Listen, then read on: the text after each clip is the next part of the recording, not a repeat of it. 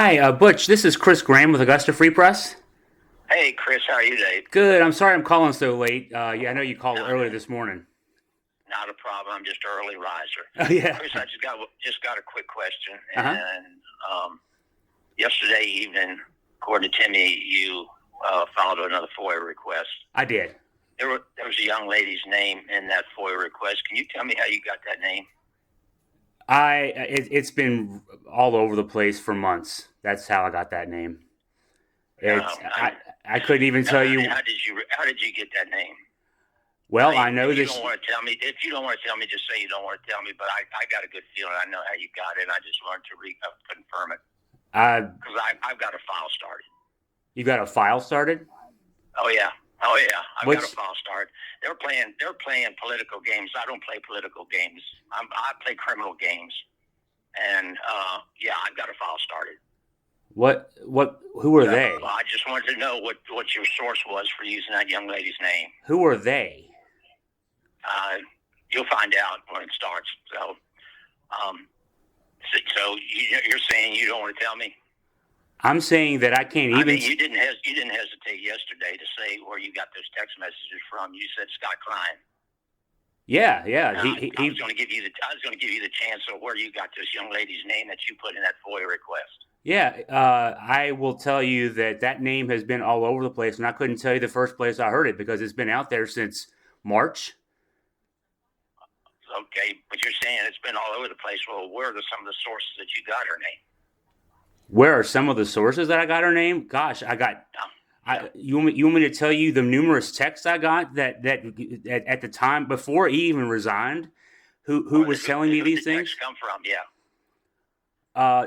So tell me why it's appropriate that Tim Fitzgerald told you last night that I filed a FOIA request and that name came up. Any board members uh, privy to that. Any FOIA request, any board members privy to a FOIA request that comes into our government. Let me ask you about that name then. Why is that name significant to you? No, we're not going to go there. I'm just asking you where you got that name. I'm asking you why that because that name is something that it seems like you're confirming to me that that name is significant. No, I'm not confirming you. I asked you a question. Where did you get that name? You called me to threaten me with something criminal because of that name. So now I'm asking you why that name is significant. No, I didn't. What You so asked what me. I was responding to your questions. You asked me why, and I told you why. I said I started my file. Okay, and that's not a threat. You don't want to answer. You don't want to answer it. That's not a threat. No, it's not threat. I'm just telling you. I've started my file. And now I've started a file. And you're not even involved in this, Chris. Apparently I am. I'm starting the file on. Apparently I am. You You just know where you got that name and why it was just her. because that name obviously is the fact that you're calling me and badgering me on this is a sign that that name is important. I'm not badgering you either, Chris. I'm just asking you a question. You just called me to tell me that you're starting a criminal file against somebody. You said it yesterday in court. You didn't have any problem yesterday in saying you got when the judge asked you where you got those texts. You said Scott Klein. Yeah. Okay, and that's all I'm asking you today is you put that lady's name in the FOIA request. Where did you get her name? Why is that name important? Never mind. You're not going to answer me. Yeah. Why would I answer you? Because again, this name has been out there for months. Okay. Michael Schull talked about this. That's your response to my question. That it's been out there for months. Yeah. Do you have any idea how it got out there? How it got out there? If I had heard different things all these months, I would know the source of where it came from. I mean, I'd be able to say, yeah, Chris, I heard it from so-and-so. I heard it from so-and-so. I wouldn't say, oh, it's just been out there for months. I've corroborated. I'm just trying to get an answer to that. When you hear when you hear a name or any supposed fact one time, it's not a fact until you hear it repeatedly. You know, from in my case, that's how I can't report one thing. If one person tells me one thing, they could certainly be lying. They could have different reasons for saying things. So then you check around. Hey, what have you heard?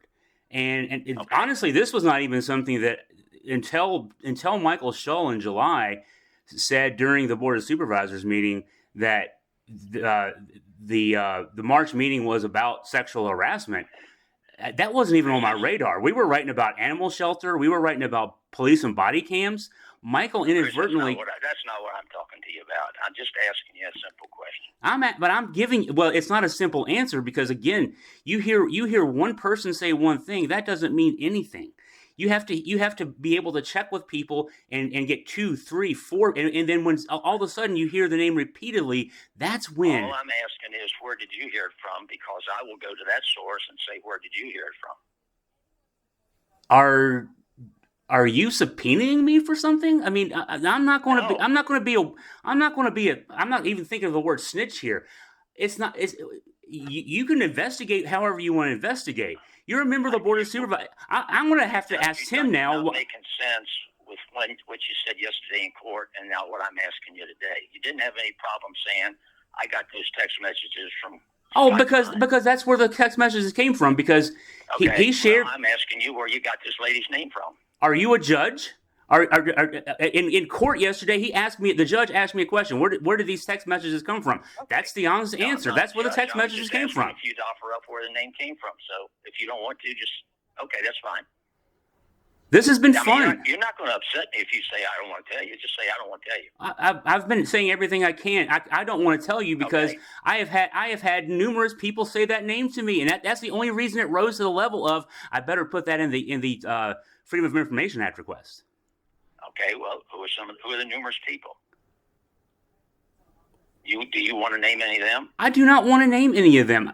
How many reporters have you ever dealt? All I wanted you to say is you didn't want to name any of them. No, because reporters don't reveal their source. They don't. I don't feel obliged to reveal a source to you as a member of the Board of Supervisors who started this conversation saying you wanted to start a criminal file. No, I've already started it. Well, good. I'm not going to add to your criminal file. You're not even part of it. I'm not going to add to your criminal file.